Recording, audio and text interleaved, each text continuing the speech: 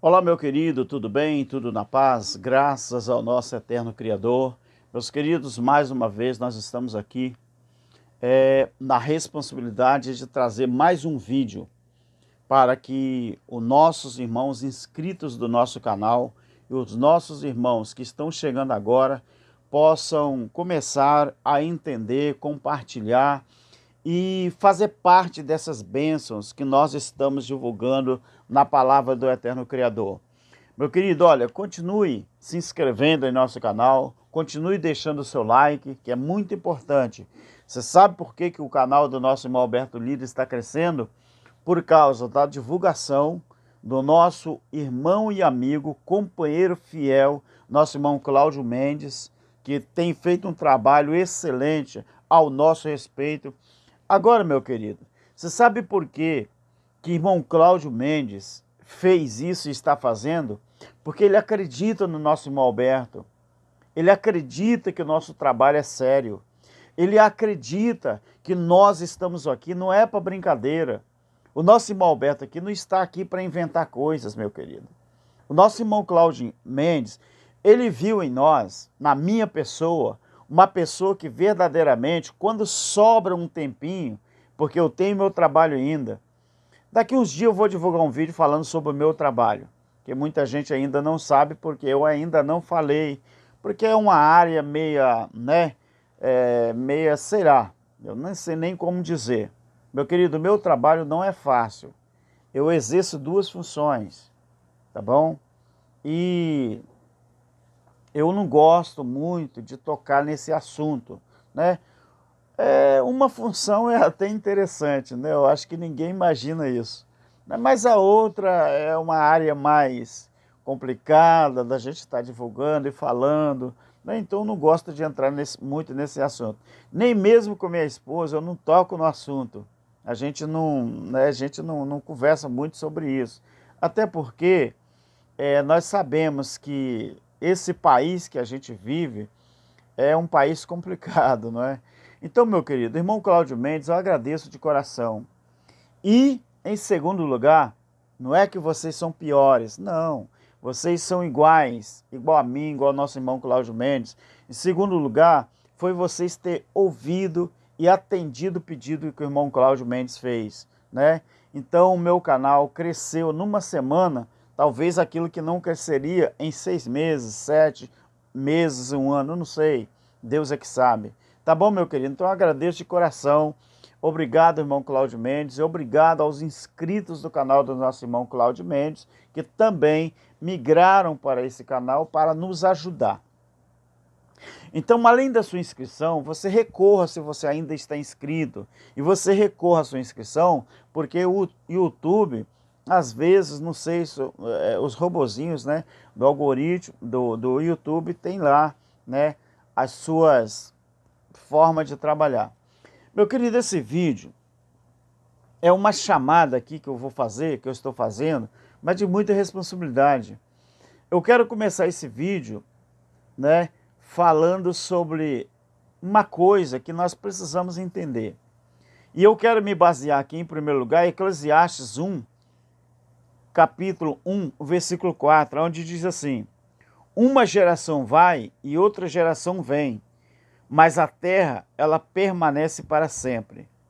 É nela que o sol nasce, o sol se põe e volta ao seu lugar onde nasceu. Eu não vou fazer comentários sobre o versículo 5, não.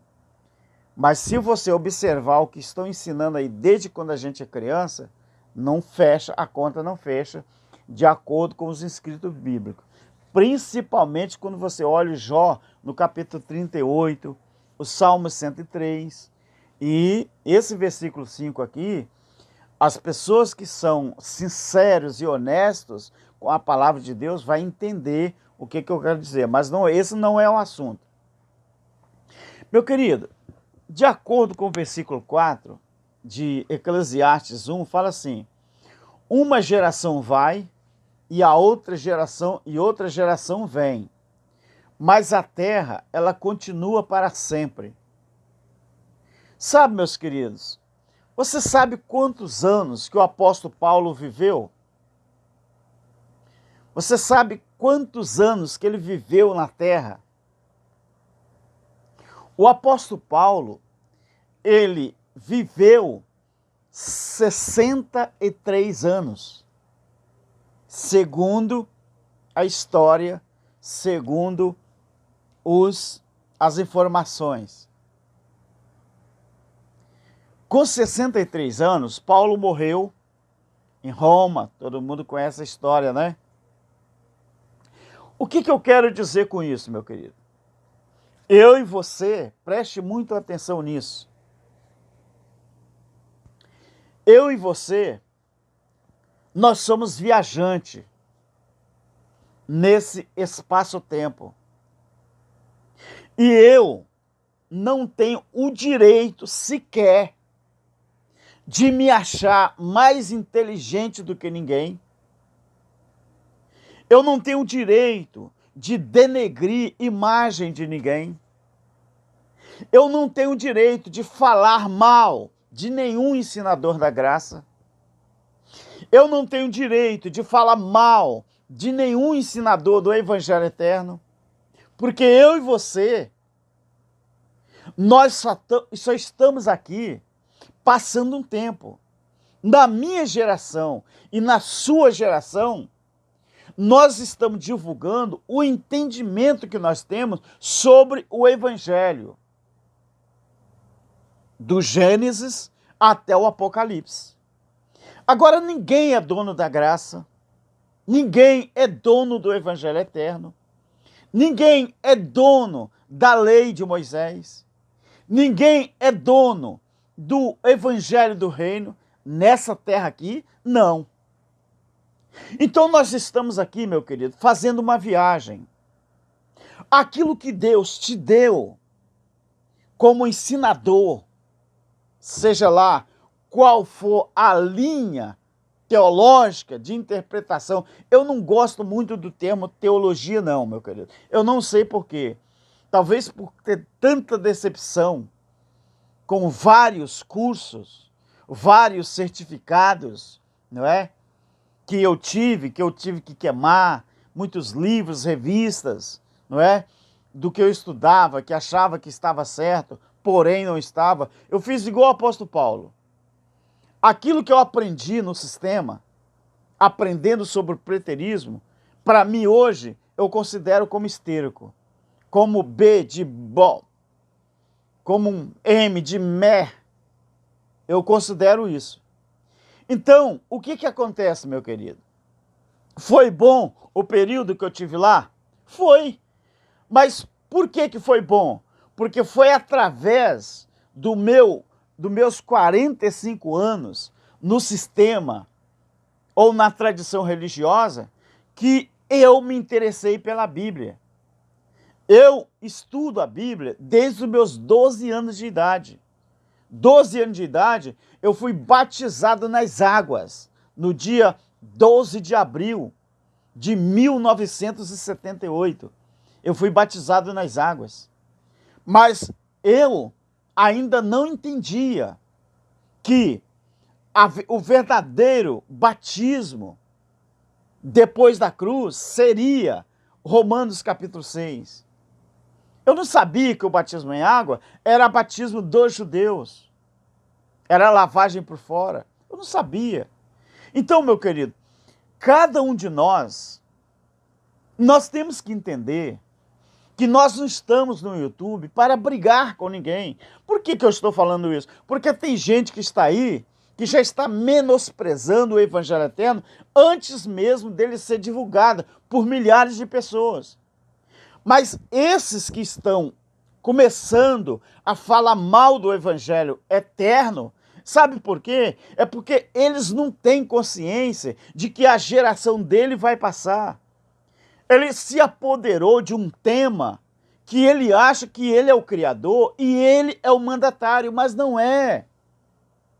Se fosse assim, o apóstolo Paulo teria continuado com vida para ele alcançar o período do Evangelho Eterno, que foi o período depois do juízo. Mas Paulo, ele entendia que ele era um homem que foi escolhido para pregar o evangelho da graça no seu tempo. Mas eu e você, meu querido, não estou falando para os meus inscritos, não. Eu estou falando para quem se acha dono da graça e começou a falar mal do evangelho eterno, dizendo que o evangelho eterno é anátema. Só por causa daquilo que Paulo falou, que se um anjo descer do céu e trouxer um evangelho que não fosse o dele, Paulo dizia, era anátema. Seria anátema. Mas, querido, o evangelho que o anjo está pregando não, que ele conclamou sobre toda a terra, língua, nação e gente, o evangelho eterno que Paulo pregou, que o anjo proclamou, foi um evangelho diferente do que Paulo pregava? Você acha mesmo que foi? Então por que que esses anjos que foram escolhidos pelo Eterno, eles mesmos, foi dada a ordem para eles, cada um fazer uma coisa? As raízes do presente, meu querido, elas estão enterradas no passado, aprenda isso. O nosso irmão Alberto Lírio, meu querido, eu só sou uma pessoa interessada nos estudos bíblicos. Eu não sou uma pessoa que foi formada em teologia. Eu não sou uma pessoa PhD em teologia, em PhD, em divindade. Eu não tenho, eu não lidero pessoas. Eu não sou pastor de uma igreja. Não, meu querido. Eu não sou missionário de um campo. Não. Eu não exerço uma função de evangelista, de presbítero, de diácono, de pastor. Não, meu querido. Eu só sou um estudante da Bíblia, como filho do eterno Criador, vivendo um período aqui na Terra que foi um pré-estabelecido para mim viver, mas na minha geração, se eu viver até 70 anos, a minha geração foi de 70 anos. Mas se eu viver 68 anos, a minha geração foi 68 anos. Se eu viver 59 anos, foi 59 anos a minha geração. Eu estou com 58. Eu estou com 58 anos. Daqui a 2 anos, eu estarei fazendo 60 anos. Você acha que eu uso alguma coisa no meu cabelo? Alguma tinta? Você acha que eu uso algum botox? Primeiro, que eu não tenho. Segundo, uma coisa que eu sempre falo com meus filhos, com minha esposa: envelheça com dignidade. Aqui, meu querido, até remédio de uma dor de cabeça, eu reluto para tomar. Mas eu não vou dizer que eu não tomo não, tá? Eu não estou fazendo apologia para você não tomar remédio. Não, eu estou falando que eu reluto, mas eu tomo. Quando é muito necessário, eu tomo. Então, meu querido, eu vou fazer 68 anos. Eu tenho 7 netos. 7 netos. Eu tenho 4 filhos. 3 homens e uma menina. Todos casados. Então, você acha, meu querido, que nós estamos aqui para discutir com alguém? Vou abrir até um parênteses aqui para já avisar. Qualquer assunto no comentário que quiser colocar perguntas, se for de acordo com o nosso entendimento, eu vou responder. Mas se for pergunta para tentar roubar a minha e a sua paz, eu não vou responder. Talvez eu nem vou tirar ou remover, não. Eu vou deixar ali. Aí, se alguns irmãos inscritos aí, muito sinceros que são, quiser responder a esse ou a essa pessoa que faz a pergunta, responda, mas sem briga, sem confusão. Porque existe aqueles que provocam, né? Mas a gente não cai nessa, não. Engraçado que eles fazem a pergunta, mas eles já têm a resposta. Só que eles querem nos perturbar. Agora, se for uma pergunta, né, que a gente vê que a pessoa tem interesse mesmo e sem querer polemizar, aí eu vou responder. Então, meu querido, as raízes do presente, elas estão enterradas no passado. É através do nosso passado, do nosso retrovisor, que nós avançamos para cima. Como que eu saberia a história dos hebreus se não estivesse uma história na Bíblia contando? Paulo diz como que ele conheceria o pecado se não fosse a lei. Como que você vai saber, querido, que você ultrapassar um carro na faixa contínua gera a multa e é contra a regra? Porque existem placas de identificação, existem livros que identificam isso. Como que você vai saber que você infringiu a lei civil se não existia o Código Penal? Como que você vai saber que você não pode entrar fumando ou com um copo de bebida aqui na minha casa se não tiver uma placa lá na minha porta entre a oficina e minha casa que eu digo que é proibido beber ou fumar? Você está entendendo, meu querido? Então as raízes do presente hoje, elas estão enterradas no passado. Se eu tenho uma ordem, uma regra na minha família, na minha casa, é porque antes o meu pai me ensinou assim.